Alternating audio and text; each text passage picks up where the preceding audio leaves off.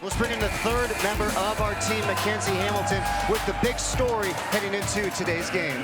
That's right, Chris. The big story is a big loss for Arizona. The Wildcats will be without their leading scorer in Michaela Purdue this afternoon. You were the spark plug of energy tonight. It was palpable, it was contagious, and it's a career night for you with 17 points, 6 blocks. What was clicking for you tonight?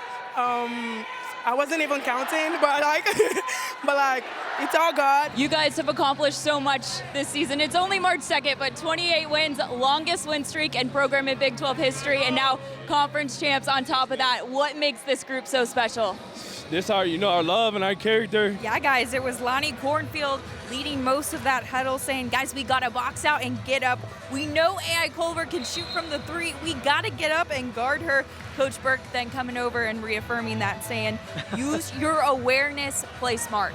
We're able to have a little bit of cushion for when they go on their run, so that kind of helped us. One of those runs, they went on a 16-5 run, Utah State in the second half.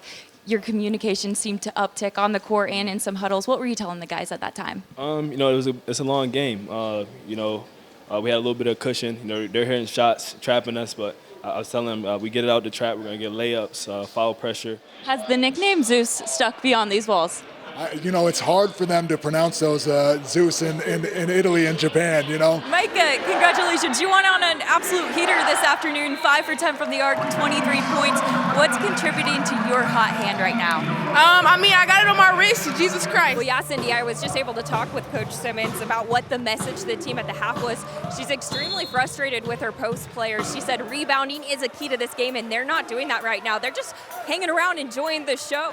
Well, as you guys could expect, the atmosphere here in McHale this afternoon is thick with emotion. For Wildcat head coach Becky Burke and Sun Devil associate head coach Stephanie Norman, the emotion of reconnecting this afternoon was a heartfelt one. Norman recruited Burke to play for her at Louisville back in 2008. Burke telling me that Norman was her point person in the recruitment process, but then went on to be her point person those 4 years for her playing for the Cardinal. Yeah, that's correct, Cindy. She came over to the bench, walked around after receiving some medical attention from their athletic training staff, was struggling a little bit, looked to be in pain, so she went to the locker room. She now remains in the hallway. She's getting her knee wrapped by their athletic trainer as of right now. She has been for several minutes, but I was told that she will try to return to this game. It seems like all night we were saying Cam Kitchen from the corner, 4 for 6 from the arc. How clutch was she? Clutch, that is Cam, y'all. This ain't nothing new. This is the Cam that we know, so I'm glad she had a chance to show off who she really is, y'all. Cam is a bucket. As you said, both these teams known for defense, yep. A high number of turnovers this first half. How do you guys reduce that on your end this next half? Yeah, we can control that. I don't think we're being strong with the ball all the time. Jason Gardner, first of all, welcome home to Indy. Second of all, welcome back to the Final Four. How full circle is this for you, being back here in your hometown, coaching your team in the Final Four, a place that you took your team 25 years ago?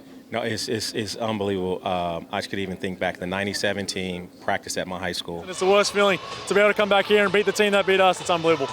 Did you carry that emotion into today's game?